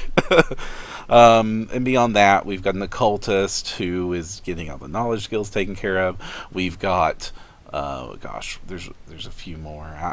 I'm forgetting somebody. Oh, we've got the cleric, of course, who is new to cleric, so the only not hyper optimized person, but it doesn't matter. Cleric is a tier 1 class anyway. So very effective group that thought up until this dragon fight they were pretty invincible, and then they were introduced to the fact that no, you're not. I loved it. We had people in the negatives. We had people hanging off the cliff the iced off cliff of a 150-foot drop into nothing while being near the negatives. Lots of fun stuff. It was one of those situations where they knew it was a dragon, they knew they were going to hit it, they prepped in advance, they got there, and then boom, dragon is dragon, play dragon smart. And fun times. But now they're going for the chicken hut. They're starting to figure out that things are a little bit weird now, because there's a couple of two of my players know what's up. I mean, they listen to the show. They know that Reign of Winter is the weird AP. That this is about to go in very strange places, some very strange Whovian places. And so they're being very nice and not giving up the ghost on that one. They're letting the cat out of the bag, the very interdimensionally shaped bag. So the other players that haven't been in on the secret since the beginning are realizing right now that things are really weird the closer we get to this hut. And that's really paying off. And the evil Fae thing, I love playing with Fae when they're not nice. So this has been a fun trip, and I'm getting one last good hurrah with it before they get in the hut. And it's just been a good time. So one, I am picturing that scorpion with a giant pair of mitts. And it's a northern scorpion. Like, I was like, it's a scorpion, but then, like, he had, like, pulled from some rule book or something. Like, no, this is one. This is one that's meant for Arctic climates. And I'm like, there's snow scorpions! Param, as it happens, I've been researching scorpions a lot lately. I have never heard of an Arctic scorpion. Me neither! But this is Pathfinder. They've got snow I have everything. heard of a ghost scorpion, which looks like it would fit into the Arctic. But yeah, no, that's just not what scorpions are made for. Nope. So, when I've run dragon encounters, that's when the same instinct that keeps me from making broken characters as a player kicks in, and I always feel like I don't bring the full dragon force. How do you run a dragon encounter? Well, you remember that dragons usually have genius level intellect, and you usually are fighting them on their turf. And so with those two things in mind, you should not just make them a big lizard with hit points. So my dragon used this breath weapon early and often, was targeting the thing that was the most dangerous to it. So like when the cleric was a problem, the cleric got knocked out. When the witch was becoming a problem, the witch found herself very nearly following 150 feet to her death. Players doing reckless, stupid things get punished for it. When the fight's not going its way, it doesn't just sit there and die. It gets out. It's got wings. It can use it. It doesn't have to sit around. It's got healing spells. It should use it. If things are going south, it should get out, heal up, and come back. It's also happening in the middle of the city, so it's got plenty of places to go to. It has a spell list that and it's had all this time to know that there's been some trouble coming up that tower to get it, because the PCs have not exactly been very quiet on their ascent to the Dragon Lair. So when it was ready for the second the freaking door opened, so they opened the door to wham, prepared actions, dragon. I mean, these things they have a reputation of being horrible, so they should live up to their reputation. I played that dragon to win. Now, I don't like being adversarial to my players ever, but I wanted that. I mean, this is got a thing it needs to live up to. I mean, it's got a reputation to worry about. They need to realize that. And when I slapped that, I had the White Dragon box set, so I got to use that brand new White Dragon sculpt they made for it, and that thing is a scary looking thing. So I slapped that dragon down on the table, and they were like, "Oh crap!" And so everybody was ready for it. Yeah, the other thing that you mentioned that is one of my failings as GM, as much as I like having a really good fluid adventure, I do treat every room almost like it's a new spawn point. So I will rarely have the monsters from another room really reacting like they should be if somebody was invading their homes, especially because even if there's a rogue in the party, there's always at least a couple of people that are just very loud, dropping explosions. Like, everyone should automatically be aware when PCs are there. And I usually just have people going about their business until the PCs are in their face. I was using that against my player because we do have a gunslinger, and guns aren't exactly quite. But then, like, they caught on, and they were using like silence oils and things like that to at least like that they're thinking about that now. Yeah, and the game has these options, and my players have no reason to explore these options of making themselves quieter, because I, as the GM, am not giving them any reminder that these are issues that they have to deal with as players, or as characters. I mean, yeah, I mean, if there's a combat happening in next door, I mean, like, if there was like a full-on fight in my kitchen, and I'm in my office right now, if there was a full-on fight in my kitchen, I would know. And then I would be taking arrangements. I'd be either locking my door, getting my baseball bat, things like that. I mean, I the second you know that it's on, it's on. So any intelligent and most non-intelligent things should at least be at a heightened state of awareness and ready to defend its territory. And one of my fears is then every combat becomes a pile-in of everything that's on that level of the dungeon. Yeah, you gotta worry. You gotta deal with a little bit of balance like that. The game isn't balanced around that, and the dungeons aren't written assuming you'll do that. So there's a little bit of that I throw in. You know, if it gets pretty reckless, maybe somebody will get in. But what I usually tend to lean on to is the more of, they know it's up, so they're organizing, they're planning, they're prepping for when the trouble hits them instead of running headforth into the danger. Because these are, like, usually they've got jobs and lives, these monsters do. So, like, you know, they have to assume that, like, if you're invading a fortress, they have to assume that the fortress guards are doing their job correctly, because we have a job to do and defend our part. If we think of it from a military standpoint, you do not abandon what you're supposed to be guarding just because you think it's the good idea. If the captain shows up and says, get out there, then you get out there. But if you're just like the grunt or the guard and like, this is your 10-foot by room, that's your pie, then you need to be ready, or else you're going to be in trouble when, like, you finally, you know, you have to assume your side's winning unless it's like really desperate. That's true. And actually, what you just said about them having jobs, even if it's not a military-style group, there's no reason to assume that they're doing their everyday life in full armor with all their equipment. And donning armor takes a minute. And a minute in adventure time is a lifetime. Yep. Several lifetimes when it comes to combat. Yep. But if you're fighting anything above first or second level, these critters got to that level, or these NPCs got to that level for a reason. And if they have weapons, they usually know how to use them. They have survived when so many NPCs have not. So my Hell's Rebels game is going along well, although it's felt like we're at the end of book one for a long time now, and I think a lot of that is that this is a sandbox adventure, and so for a while it was feeling like, no, we're not really making any progress towards any one thing. We're just kind of getting a lot of real feelers about a lot of things. That was with the tone of the early adventure was.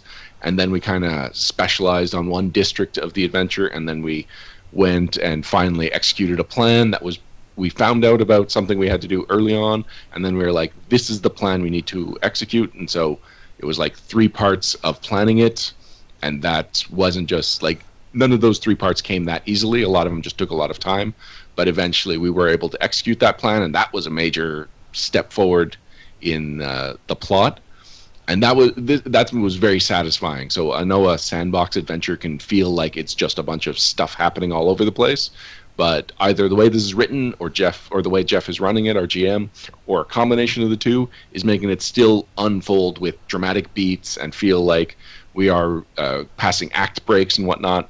So far, Hell's Rebels has been going very well in that regard. And shortly after we accomplished that, that's when we started doing our rebellion phases.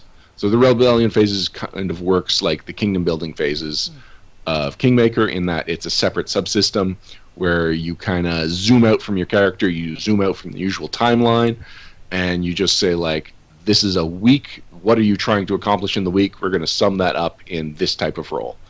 And so because this group, just about everyone in this group is already familiar with kingdom building from the first time that I tried to play Kingmaker, this is running a little more smoothly. But we've also we basically backtracked to the beginning of the campaign and said, like, all right, so week 1, what were you doing in the rebellion? Week 2, and Jeff's been keeping track of how much time has passed. So we just had like straight rebellion weeks, like 7 of them in a row, to represent the entire campaign up to that point. It got a little long then, especially because we really weren't acting in character by the end of it. But I think going forward, when we're going to be alternating between a week in-game followed by a week summarizing what we were doing behind the scenes, it's going to really start to flow. Like, it's going to set up the... and we'll stick with the word flow. It'll set up the flow of the campaign going forward. Now, I know that, like, with these meta systems, that always gets to a problem, like, where Pathfinder already has that problem of there are really 2 games you're playing. You're playing the narrative game of Pathfinder, and then you play a tactical war game for half an hour, and then you get back to... There's already that double brain that you have to have. So when you take out of that narrative and you're into the I'm playing Civilization 5 mentality, or are we up to 6 now? Either way. I mean, Gandhi has the nukes, we're screwed. Whenever people talk about Civilization, they talk about the terrible things Gandhi does to them, or they do to Gandhi. Well, the developers explained that. They said they programmed Gandhi to seek peace above all else. So the computer ran its equations in the early version of the game and realized that the most efficient method to achieve peace was eliminating everybody else with nukes. Like the Sentinels. Mm-hmm. The only way to save humanity from the mutants is to wipe out humanity. And this is why it is a huge mistake that Google is teaching its DeepMind AI to play StarCraft. So, what you're talking about, the difference between the tactical game and the role-playing sections of the game, we blend that fairly well together. Usually during combat, we will still be making decisions with the character in mind, and we will have moments of in-characterness. I am very rigid about that, but even the least role-play focused players in our group will still make comments in character on occasion, just to kind of remind people that we're not playing a tactical video game. We are playing a role-playing game. That part of the role-playing is more than the tactical role. It is, you are this character. What would this character do in that situation? But the rebellion stuff was just that one more step removed, that even my group was taking it as we are the players simulating a rebellion right now, less than we are role-playing that rebellion. My goal is to start bringing the character more into it, because I am the leader of the group, technically the demagogue of the rebellion, and I have a very strange leadership style, in that I'm highly charismatic and I'm playing it up, but I'm also really awkward and blunt. So, like, recently we've got an NPC that's been helping us out, and he just kind of said, like, hey, my mom's in this situation, can you help her out? by the way, she's in this group that if you help her out, you might get this group helping you in the rebellion. And I was just like, I just need to ask, are you lying about this group because that seems super convenient? If you just want us to help your mother, we will put it very high on the priority list. Not necessarily at the top of the priority list, because there may be some things that are relevant to the rebellion, and the rebellion does help a great many people, but you are a friend to us, and so if we need to help your mom, we will try to fit it in. And that was one of my favorite moments in this campaign so far, and it was just like, Jeff has admitted to me that he doesn't really know what to do with me, that he just doesn't know how to react to Doreen at times, because yes, there is the charisma factor, and so as weird as she is, she's technically endearing about it. Like, there is some way that this, like, telling someone that his mom's safety is a lower priority, but laying out why, he can't help but, like, yeah, all right, I can go along with this. I should be deeply insulted, but I'm only kind of insulted. Who'd you say we love you to in the chat? Oh, one of our chatters, MC Hammer 292. Oh, do you think it's the MC Hammer? I hope so. That would make an interesting thing. He's been in a lot of commercials lately, so he might be busy. Neat. Now, beyond that, besides the adventure paths, I'm also I've been really, really heavy into the PFS lately. Nice. Our groups right now, we're seating 2 full tables now. We have one we're calling the kids table, almost pejoratively, so I don't mean to be mean about it, but we have a group of very young, very new, very energetic players. And I'm glad to see that. I mean, everybody's a baby role player at one point in time, so I'm looking forward to them growing up, and then some of them are starting to talk about forming their own role playing groups beyond just the PFS. I'm like, oh yes, the future is bright. The future is bright, and it's been great. So now we're running 2 tables, and we used to be running 2 1-5 tables just because we have lots of people, but we're still 1-5 is the only one you can usually guarantee to fill. But now we run a 1-5 and a 3-7, and we're already having people scratching the top of 3-7. I'm wondering if I'm going to be running higher than that. And I'm like, guys, we've just barely started doing 3-7s regularly, and I'm noticing there are vastly fewer 3-7 modules written than 1-5 modules, and which makes sense, but it almost seems anytime we've had anyone from PFS on, they've been like, there's the constant struggle of putting out more 1-5 scenarios because people always want more, they always need more, but then, like, you can't have half of your season be 1-5 scenarios. It seems that yes, you can. No, with 3-7, it seems like it's the redheaded stepchild, though, because, like, I can see more of, like, it's like the one in the middle where the other 2 on either side of it can cover it, except for, like, that one unfortunate level in the middle of those that neither one touches. So I'm seeing lots of 1-5s and lots of 5-9s, but the 3-7s need some more. So the next one I'm running is, I forget its name, but it's Thirsty's First Adventure. That was his very first adventure? Yeah, it's his very first Pathfinder adventure, at least. And so I'm going to totally enjoy that. Imperiosaur mentions there is the Evergreen 3-7 out, and I'm glad it is. I'm saving that one for when I absolutely need to tap it. Because it's Evergreen. It's Evergreen, yes, but they're probably not going to like it if I run it 5 times in a row. Fair. So I'm enjoying that. I'm looking forward to... we're going to play again. We played this last Saturday. I'm looking forward to... We're playing every other Saturday, so every 2 weeks. It's been a blast. I'm loving playing it. And, of course, when you're playing Pathfinder Society, most players should... If you're really into Pathfinder and you're really into Galarian as a world, get into some regular PFS games, because you will learn so much about Galarian going through these adventures, because 1 week you're in Tian Shaw, the next week you're in Garoon, the next week you're over in Taldor. So they get to focus on areas of the game in PFS that they don't get to cover frequently. Like we've played in T and Shaw 3 times now, and that's not usually an area you get to spend a lot of time on. And I kind of want to run Quest for Perfection for these guys so that I can do, because the end adventure of that is the reason you run that, because it is Seven Samurai, and that is so much fun to play out. It's one of my favorite trilogies, so I'm really wanting to do that. I have been looking at bringing Pathfinder Society back to Montreal and possibly taking up a venture officer role again. And a lot of this is because a store that I've never liked referring to as my friendly local gaming store, because I've just never felt at home there. But they recently changed locations, and I guess there was a staff change with the location change. But first of all, the new location is maybe 20% store, 80% gaming area. Ooh, nice ratio. Yeah, and it's in a more convenient location for me to get to.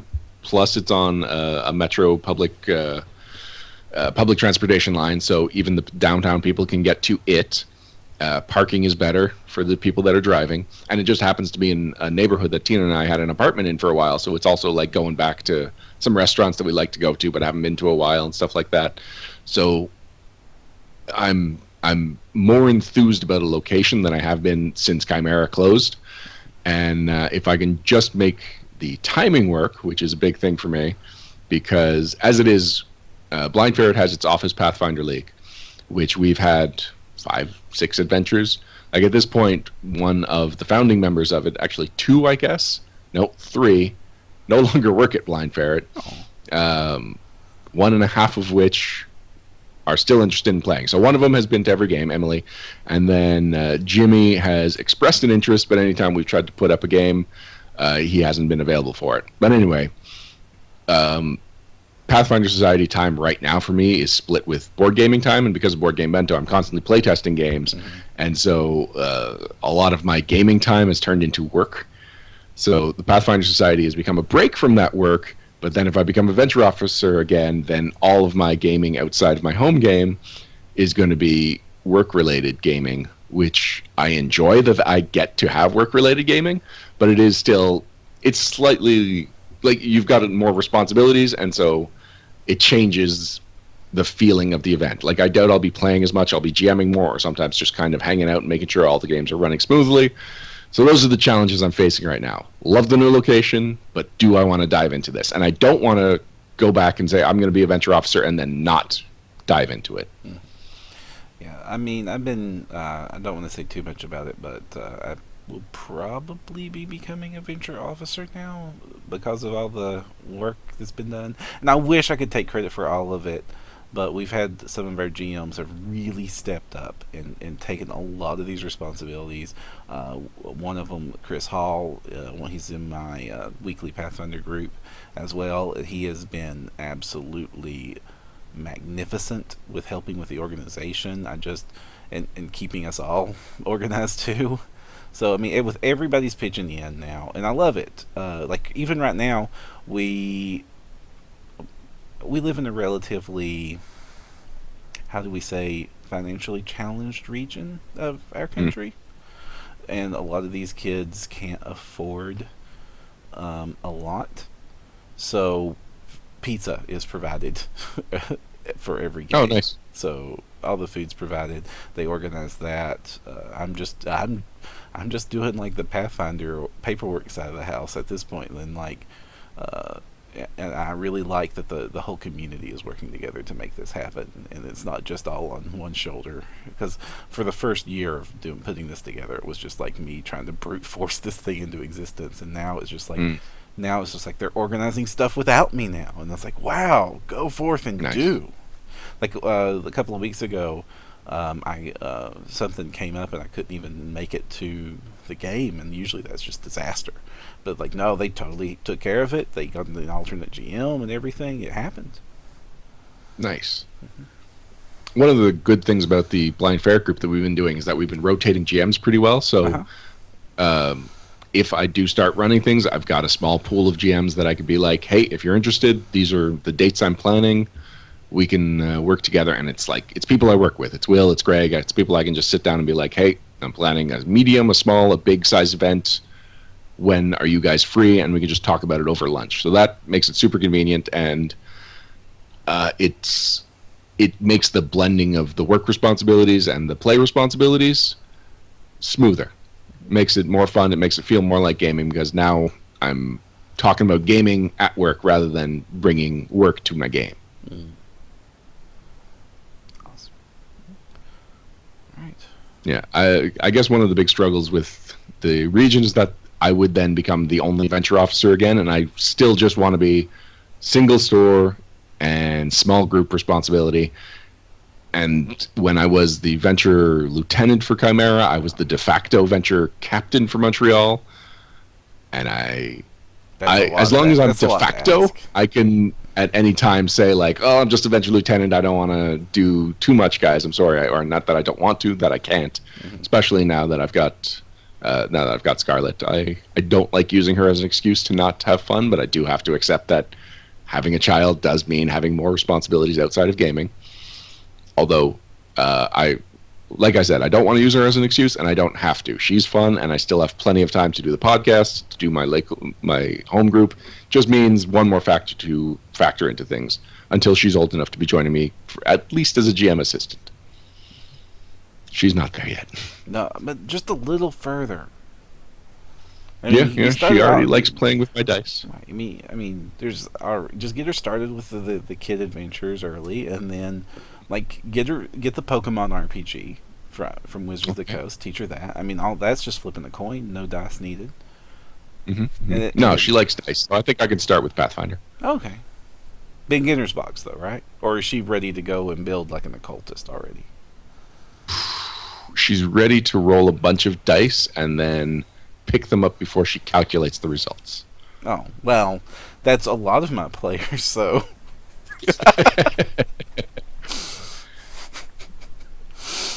Alright. Give her your ooze modules, says Mortundus in chat.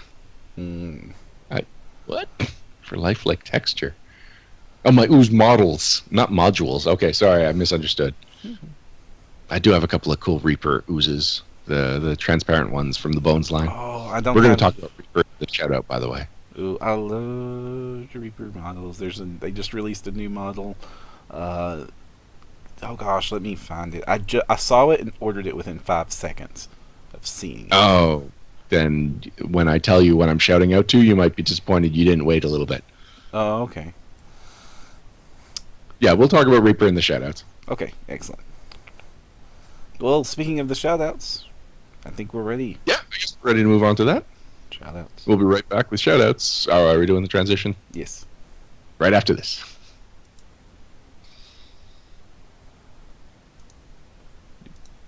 And we're back. Thank you for joining us for episode 146 of No Direction, the Pathfinder News, Reviews, and Interviews podcast. And thanks once again to our guests, Adam Daigle and Crystal Frasier. We have a lot more information about the Adventure Paths of 2017, and I like the sound of both of them. I could see myself playing in either of them. Like I said, we're just friends right now. But maybe something will develop. Who knows? I mean, they sound really fun. I was glad that they're giving... I know why they went traditional fantasy for both their lines right now, because Starfinder is handling the weird. They need the contrast to that. And I'm super pumped about Starfinder, and I think throwing in Azlant as the counter for people that still want to keep the Pathfinder without the stars involved was a smart choice. So definitely looking forward to reading through those, even if I don't get to run one of them. But honestly, I think for knowing my players, Ironfang Invasion might be a best fit of all of for the next adventure path after this one. Yeah, because the last traditional fantasy RPG that they did was Giant Slayer, unless you can think of, because Hell's Rebels was niche, Hell's Vengeance was niche. So yeah, it's been a while, since early 2015, since we had a traditional fantasy one, and we were just coming off of Rune Lords, so the last thing we wanted was Giant Slayer. Even though everything I've heard about Giant Slayer is that it's a fun time, it's different from Rune Lords, but it is still giants. So Ironfang Invasion really feels like the next time that we just want a traditional fantasy adventure, that's a great one for us. And it also feels like, I know I've said I don't know if I'll GM an adventure path again. it feels like an adventure path that I could GM very easily. I don't have to worry about subsystems. I already have a good grasp of the plot. Apparently the Darklands will be involved, so I might have to brush up on some Galarian lore, but for the most part, everything I need will be in those adventure paths. I mean, there's the troop rules, Not but that's really just committed orc swarms. to anything. Sorry? I mean, there's the troop rules, but that's just orc swarms, or I guess hobgoblin Yeah. swarms. I've been using swarms since 3.5 introduced them in, I want to say, DMG2. Mm-hmm. Yeah. And so I've always liked the concept of troops. I've never quite understood why swarms, I guess swarms, because of the flavor of it, needs to be limited in the size of the base creature. But really, it's not hard to translate the flavor and use the same mechanics, which is basically what the troops rules did. The troop rules are really good and they're so important, but they're not in any PRD source yet, are they? Were they in Ultimate Campaign? No, I don't think so. They began life in Reign of Winter. Oh, right, of course. And was it in the player's guide? I don't know. I think because they don't show up until Die Rasputin Die. Yeah. Huh. I'm not sure where their troop rules are. I mean, they're so important to the game, just like I think Minotaur Press's minion rules are important to the game. I think that those two things should be core in the PRD somewhere, but they're not. They haven't appeared in the hardcover, or even like they haven't even appeared in like a campaign setting standalone. It's all been in APs. Well, Daigle is in chat, and he just gave us a big yet. Yet, okay, yet. Right. Must be tortured, Adam, that we had him on for an hour and a half, and now we're kind of talking about exactly the kind of thing we could have been talking about in the interview, but without him. Oh, sorry, Adam. But at least he's in chat. He's here in spirit and in ASCII format. Exactly. All right. Well, Param, this is the wrap-ups and shout-outs, Yes, and yes. we usually find things that we might be of interest to our listeners, either as Pathfinder players, as podcast enthusiasts, whatever, anything that's of interest to us that might be of interest to them. And starting with the thing that I know is already of interest to you, the Reaper Holiday Miniatures Giveaway. Have you seen this yet? No, I haven't seen the giveaway. Every day from now until December, at least December 18th, that's what they've got up on their calendar. When you order something from Reaper Minis, reapermini.com, you get a free holiday-themed miniature. And if you click on the link, Param, some of these miniatures are super fun. Okay. So we've got Santa's Helpers. Where is If you this? place an order on 12/12, Mhm. they are ornament automatons. I like this. The 12/13, the Christmas Mocking Beast is a Christmas present mimic. Okay. The on 12/15, so on the 15th, is just a dragon wrapping a present, and what I like about it is his happy little smile as he's wrapping that up. Like he Aw, he's cares about the person cute. that he's given that gift to. I like The him. Yule Treant is a Christmas treant. Okay. That's on the 16th. And more for me than I think general populace, Tinker the Gnome. I think it's just a good-looking gnome. It is, and it's a great. That's how's that? I don't know how that's super Christmassy, but it's a fantastic well, looking actually- miniature. That's kind of the appeal of the last two, is that they're the Christmasness of them is like they are the least Christmassy of all of them, which actually makes them the most useful as miniatures. Mm-hmm. Like I could make a gnome alchemist out of that guy Right. very easily. Whereas if I got the Christmas familiars, I don't know what I would do with a tiny polar bear in a Santa hat with a present. You don't need a reason. I'm playing Rain and Winter. These all fit. Oh, that's true. Mhm. So And Father Christmas is just a paint job away from being a wizard. I even think I recognize that mold. I feel like they repurposed the mold or took like a base figure, changed it up so that he looks like a Santa wizard. Mm-hmm. So the big issue here is that I don't know if these are going to be for sale ever. So what one day am I going to place an order? I don't know. I didn't see this when I placed my order because I saw a miniature. It floated by on my Facebook feed. And I was like, nope, mine. It was like the holiday halfling. So it was already a holiday themed miniature. but it's not on this list. So cool. Maybe I'll get one. What did I order? I guess not. It's not the 12 days. Am I in the 12 days? I am. I ordered it today. So I'll get Then you're getting naughty and nice. Naughty and nice. That's a good one. Sweet. Is there like a minimum purchase required here? That's what I was just looking up. So you receive a free miniature of the day for qualifying orders of $40 or more. Yeah, I didn't qualify. No, I ordered one. And for every 40 you spend, you get an additional copy of that day's miniatures. I wish you got the next day another day's miniatures, because could I potentially place a $120 order on the 12th? Get the Santa's Helpers, the Christmas Mocking Beast, actually the Goblin Carolers. I'm not as big a fan of as I am the Rapping Dragon, and the Yule Treant. God, there's so many of these that I want, Param. Yeah, but you only get one. I know. Ingenious. Oh, there he is. He's on the next down. It's Nick Christmas Rogue by Bobby Jackson, and I almost thought it looked like Sandra Garrity's work. So I'm kind of I'm becoming a fan of Mr. Jackson. He's doing some great work. Garrity was my favorite for a long time, but she's basically been doing. Sandra Garrity's been my favorite for a long time, but she's basically been fully co-opted by Dwarven Forge because they've been producing so much out. She's been basically their sculptor for a long time now. I believe starting with the Elven dungeon tile set they started with, the really floral one. It's kind of really up her alley.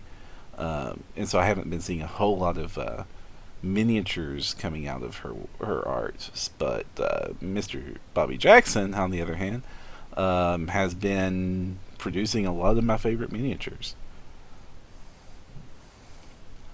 There's like a joy to their Go on. There's like a joy to their work. Like the heads are a little larger, the smiles are a lot broader. It's easier to paint these faces. A lot of miniatures go like super grimdark, especially since there's a lot. First, it's Reaper. They've got skulls on everything, and then a lot of the miniature hobby, especially for the fantasy side, comes from the Warhammer fan base. And so a lot of the artists have a background there working for Warhammer. So there's a lot of grimdark like skeletons and even like super anti-hero looking things. And just like everybody likes to look a little bit competent. Not that these don't. So I kind of like that there's more expressive miniatures, and that's kind of why I was always drawn to Sandra Garrity's work and Bobby Jackson's work. Yeah, it's funny. Bobby Jackson not only made a whole bunch of the miniatures that you're talking about, so they've got this catalog of the special edition miniatures. These are the ones you can purchase, but he also made at least a couple of at least three. Looks like 3 of the giveaway ones. Yep. 4. The 4 on the right-hand side of it. Param, I definitely have to make a Reaper order, and that means I definitely have a very difficult decision ahead of me. Which one is it? What's it between? So, the Santa's Helpers. Okay. The Christmas Mocking Beast is pretty amazing, and I can already picture an adventure using it. Those are the big ones. The Yule Treant I like a lot too, though. All right, Param, I'm gonna have to put a lot of thought into this. I also need to figure out what $40 worth of Reaper miniatures I need to buy to get these Christmas special ones. I'm definitely getting at least one of these Christmas special miniatures. I'm looking at Carol the Christmas Bard. I like the cut of her jib.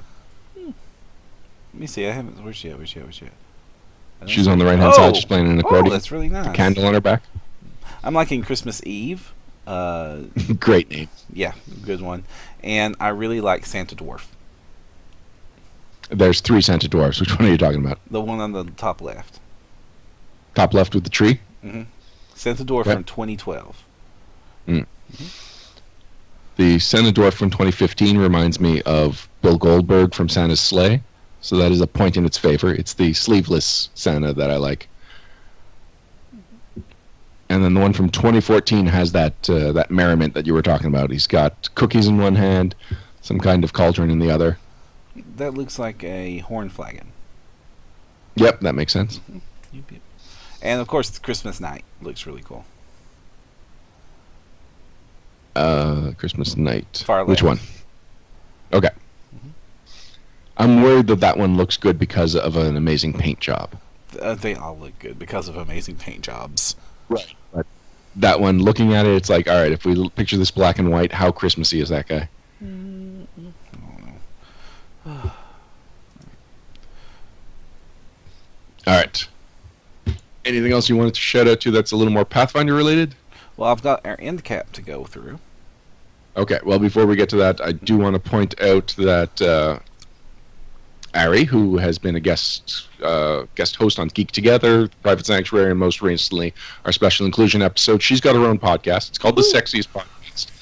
And I'm going to shout out to it again because she just had her biggest guest. She had professional wrestler Xavier Woods, who is one of the WWE champions right now, one of the tag team champions. Mm-hmm. He was on the show talking about the sexiest 90s cartoon characters.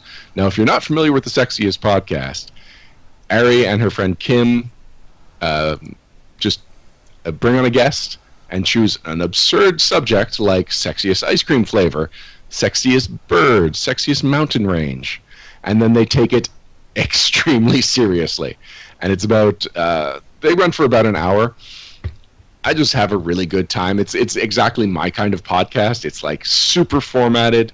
It's consistently good. They've got a great chemistry together. The hosts they bring in are really interesting.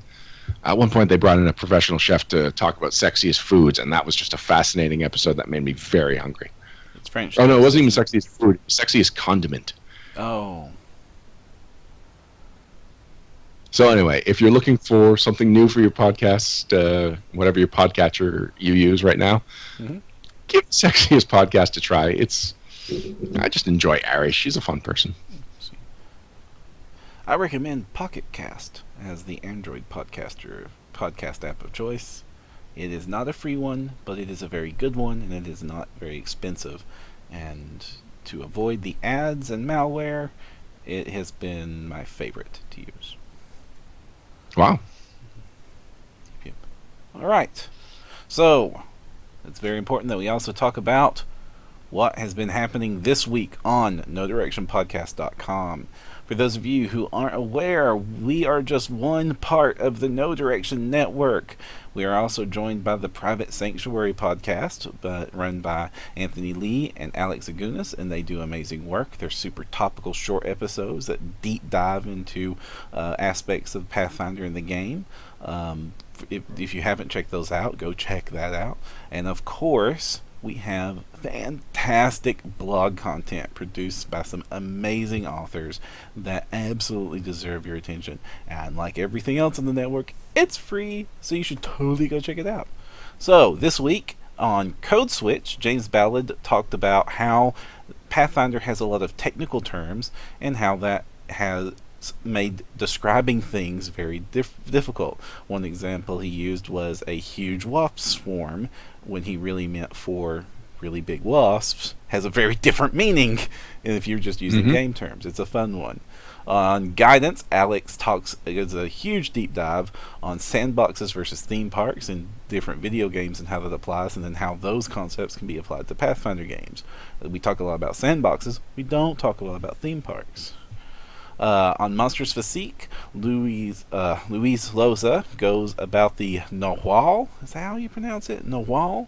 I was thinking Nahual, Nahual. but let's see. It's Aztec. I don't know what their pronunciation is like. I don't think it's strictly Latin-based. Which is a very mystical monster with lots of shape-changing goodness. So it's a one that can also be a race-type monster.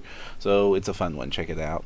In Inspire Confidence, Monica Marlowe discusses the different ways that the game can be played to ensure that everyone at the table is having fun, which is something we sometimes forget about. In Burst of Insight, Andrew Marlowe goes and talks about how to use the research rules, which we love. The research rules were a great addition to the game. But how to use those while still keeping mysteries mysterious. Because if you are running the rules as is, it's all too easy for the players to find where the railroad tracks are. So it's a great read. Go check that one out. And that's this week in our blogging content. Go check it out. Some great content, absolutely free. NoDirectionPodcast.com. Until next time, I'm Ryan Costello. And I'm Jefferson J. Thacker, also known as Perrin. And if you want to find the path, you need no direction. Bye, guys. Bye, everybody.